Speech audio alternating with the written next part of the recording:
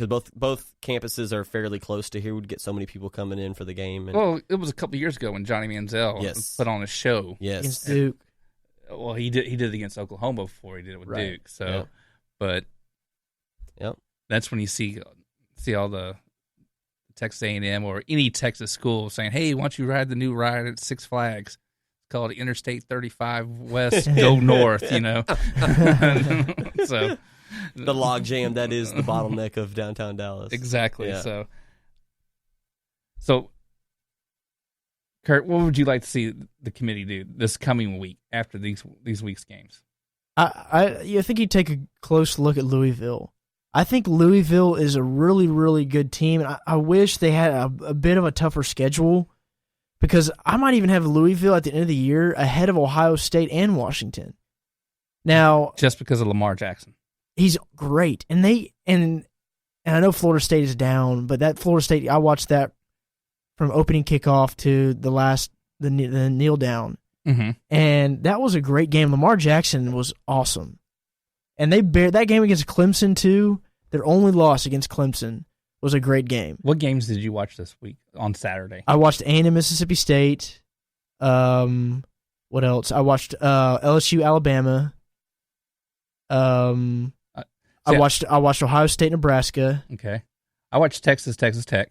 I watched that one too, yeah. And I watched Baylor Dante TCU. Foreman's not getting enough Heisman love. I'll throw that in there, but he's trending upward. Yeah, he's on the rise. So I'm hoping him and his brother come back for next season. But what are they sophomores? Juniors.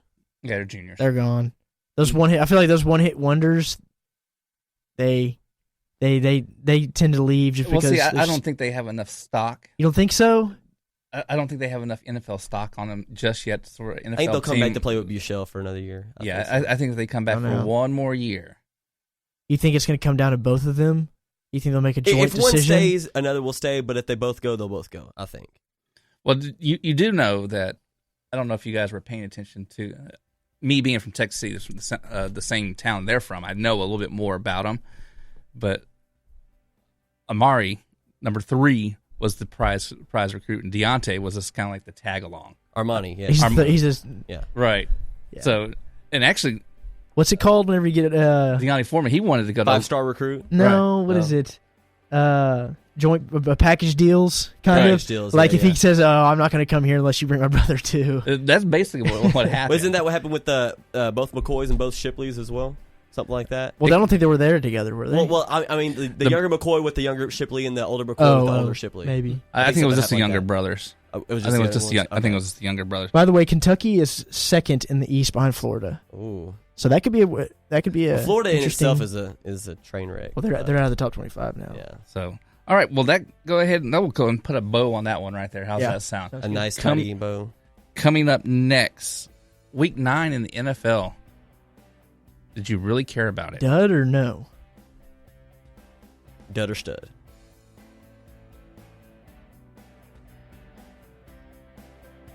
Do you need residential or commercial roof repairs, maintenance, or replacement in the Dallas-Fort Worth area? J-Bow Roofing has over 35 years of experience in the industry, and they have the know-how to keep you dry and comfortable. J-Bow Roofing also offers a roofing system that is warranted against hail of any size, and this is a no-excuse warranty. J-Bow Roofing doesn't want their customers to cringe every time it hails. They want customers to have complete confidence that their roofing system is going to stand up to the task. Basically, J-Bow Roofing wants to stop the insanity, lifetime roofing period. Re-roof once and be done. A J-Bow roof product is aesthetically pleasing and tougher than anything you can find. A J-Bow roof is so nice your neighbors will want it. J-Bow lifetime roofing systems are strong as steel, tougher than hail, and guaranteed. So it'll be the last roof you put on your house. Looking for a price? Get a no-cost, no-obligation quote today at jabeau.com.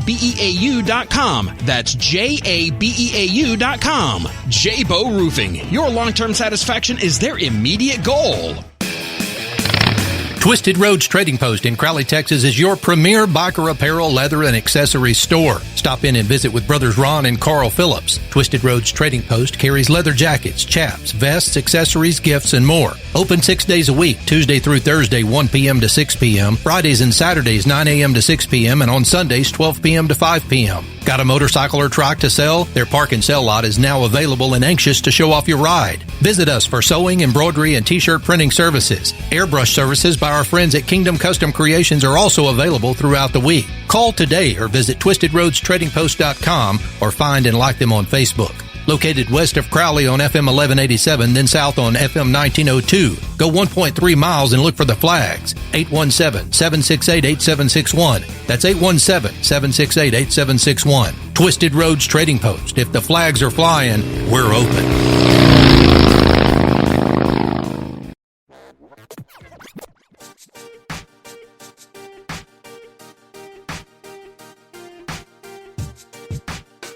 It's the Texas Strangers with David Carson and Kirk Jones. All right.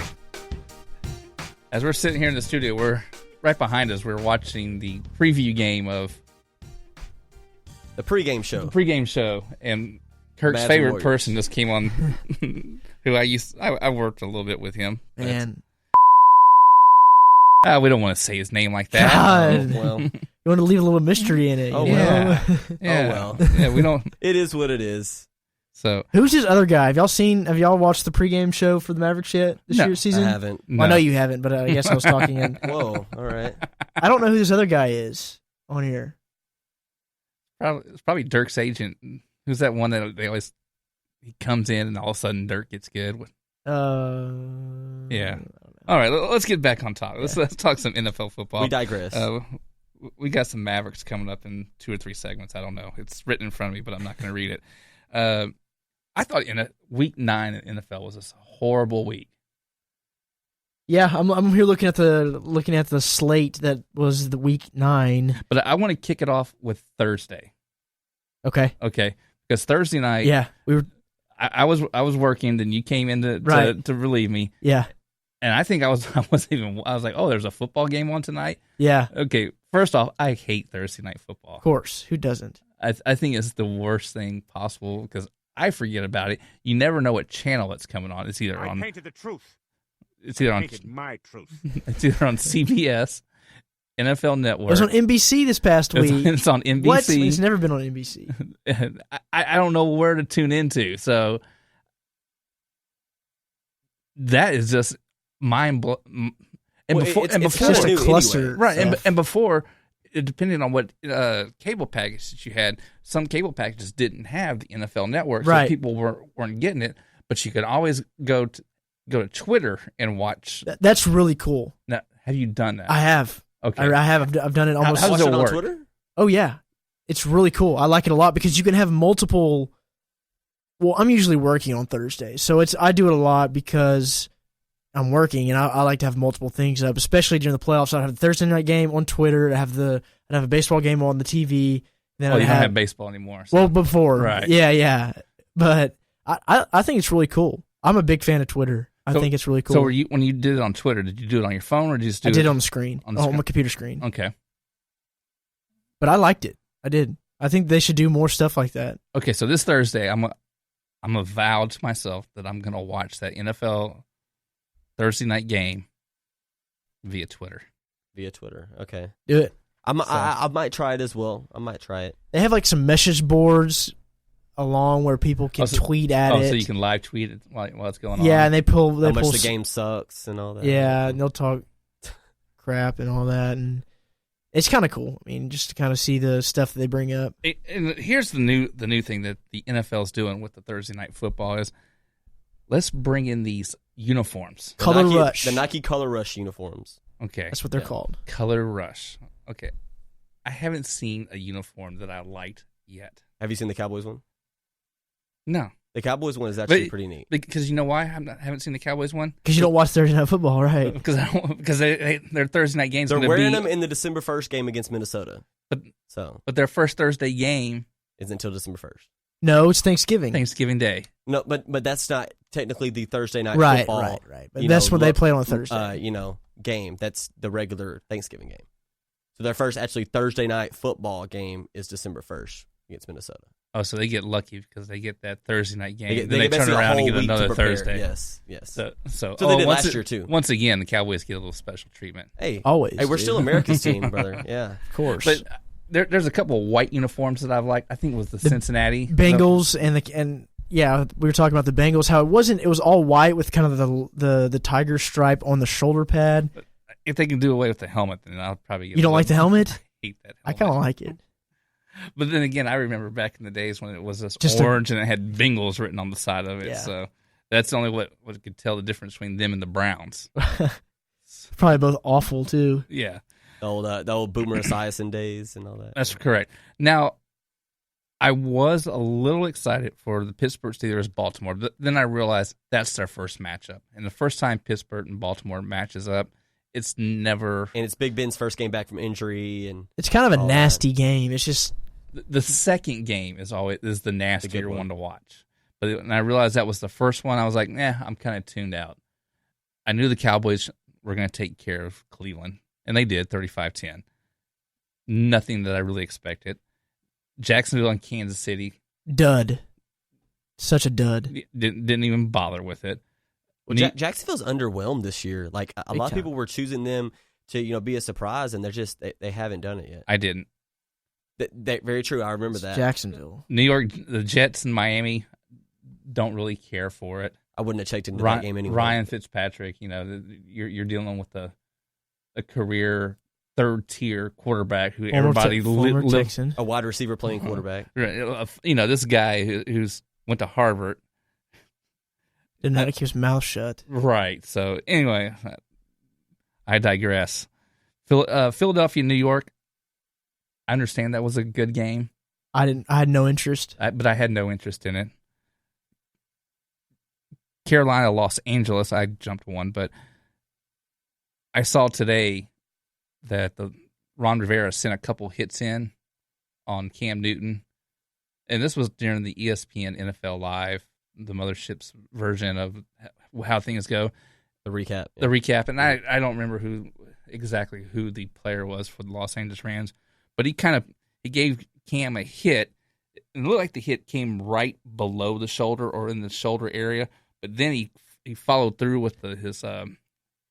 Well, yeah, I saw two hits, and he shoved him down. Yeah, and from what I understand about the rule, as long as the hit initiated underneath the zone, it's okay because underneath the zone of the head. Yeah, right there in the strike zone or whatever you want to call it. We'll call it the strike zone. Yeah, and if it happens to slide up and hit him in the head, you're kind of okay. Yeah, and that's what I saw.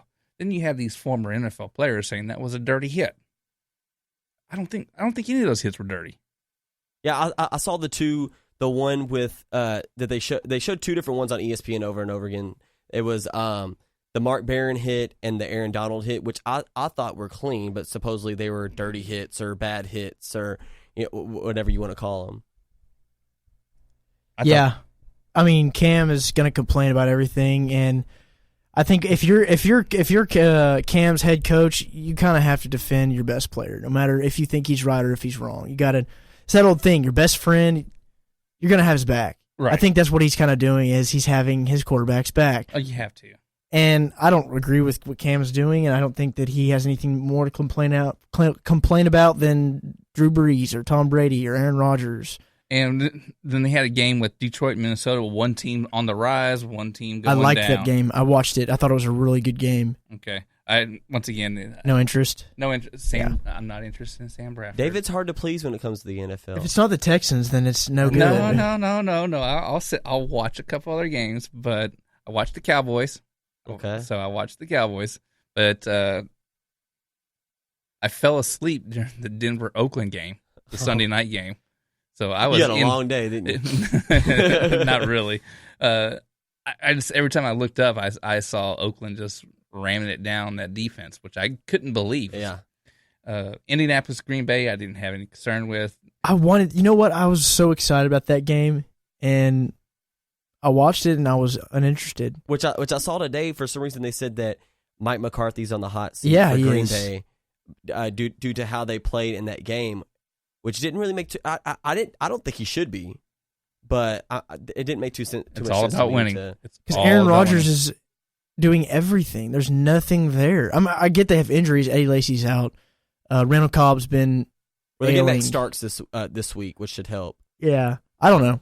That should have been a game the Packers should have won because the Colts are not good at all. They're like 2-5, now 3-5.